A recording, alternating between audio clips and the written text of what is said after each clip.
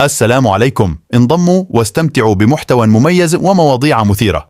شكرا لكل من يشرفني بالانضمام. تعبير اليوم عن التضامن. مشاهدة ممتعة. في زمن يغلب فيه الصخب والانفصال، يتجلى التضامن كقيمة إنسانية تشكل أساسا لتلاحم المجتمعات وتعزز الروابط بين أفرادها. إنها ليست مجرد كلمة، بل هي مفهوم يتناغم مع أنسجة الحياة.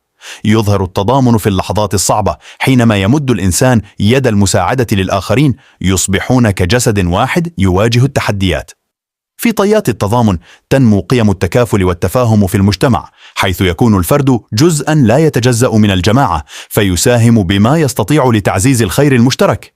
هذا التبادل الدائم بين الأفراد يصقل روح التفاؤل ويعزز العلاقات الاجتماعية. في النهاية، التضامن يمثل مفتاحا لمجتمع أكثر ازدهارا وتقدما.